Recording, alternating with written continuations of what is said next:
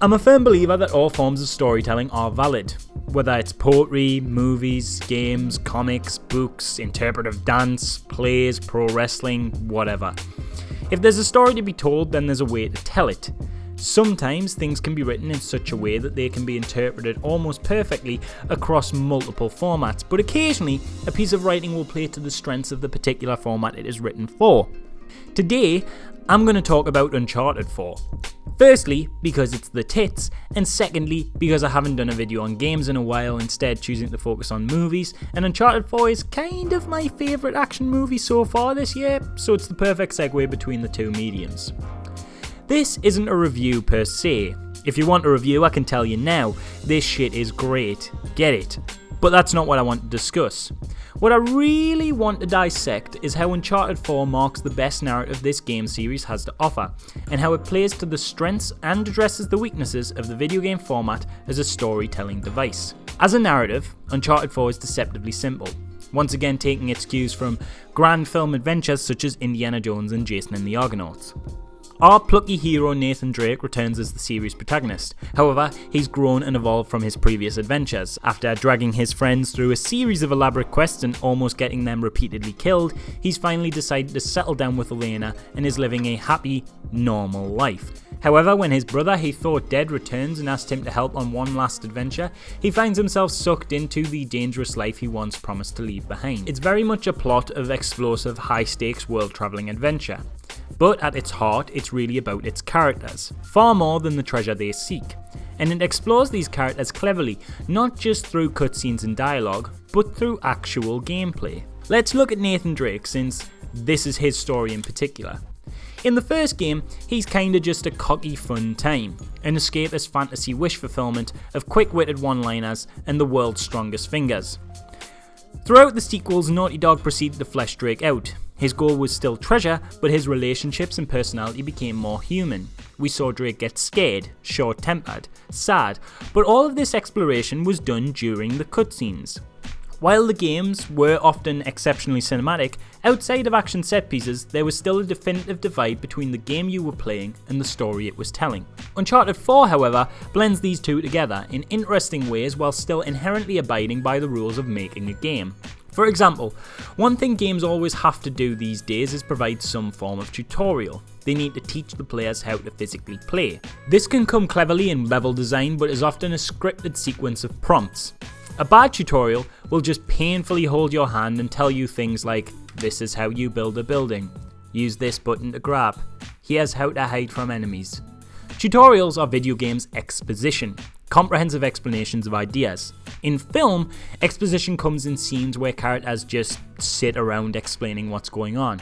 In video games, exposition comes in the form of press X to jump. There's a book by Blake Snyder called Save the Cat, where he puts forward a way to handle exposition. He calls it putting the Pope in the pool. The idea is simple and comes from a script he read called The Plot to Kill the Pope. In the script, there is a scene where a lot of exposition is delivered, but Snyder comments that he didn't notice the boring drain of the exposition because it was delivered by the Pope in a bathing suit in his private pool. The image itself was so distracting and engaging for Snyder, it drew all the attention away from the droning nature of the exposition, but still delivered the information necessary.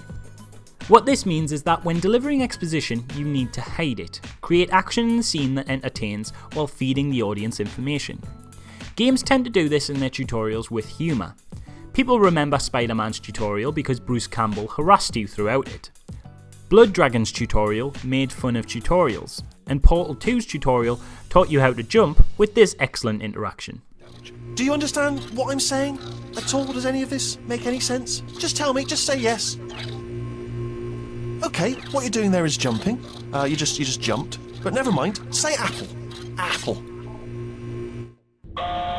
Okay, you know what? That's close enough. Just hold tight.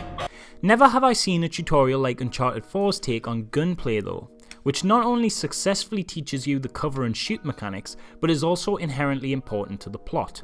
In this early scene, Drake is in his loft reminiscing, and we get the impression that he's having something of a midlife crisis and yearning for his old treasure hunting lifestyle. Although this is an idea that's explored further in cutscenes, we initially get this insight through gameplay. Specifically, gameplay that you probably didn't even notice was actually a tutorial. We're told how to interact with objects, but rather than any old objects, we interact with the relics of Drake's past adventures. You're then taught how to use guns in one of the most charming sections of the entire game. Every previous entry has shown you how to use guns via shooting people. But this entry instead has Drake discover a Nerf gun and playfully take cover behind shelves and bookcases, shooting imaginary villains in a scenario made up in his own head. It's cute and provides us with valuable insight into what makes Drake tick. You get the sense in the previous games that Drake was solely motivated by finding treasure, and here, in this moment, it's like it retcons that motivation and says it's never been about the pot of gold at the end of the rainbow, it's just the love of the journey that drives Drake forward. We can tell from the actions we make Drake commit here that he yearns for adventure, and as a result, when he gets an excuse to go on one, it doesn't feel far-fetched when he takes it. But also, this gives him grounded reasoning for lying to his wife, because we know from being Drake in that private moment in the loft that this isn't about treasure hunting to save his brother, it's about treasure hunting for the sake of treasure hunting. So of course he lies to his wife about what he's doing. He can't even tell the truth to himself. But we've seen the truth. We played it. Another problem video games have as a storytelling medium is it's difficult for their protagonists to struggle. Heroes work because they have challenges that they have to overcome, that they simply might not be able to.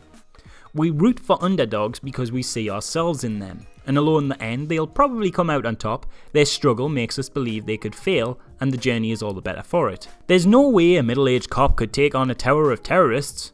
Some small-town police chief would be torn apart by a monstrous shark. How is a little fella with hairy feet supposed to take on the Lord of all evil? It's these journeys and struggles that make the stories. In movies, books, comics, basically any medium that isn't a game, we can write in our characters' weaknesses and failures, and just let them unfold.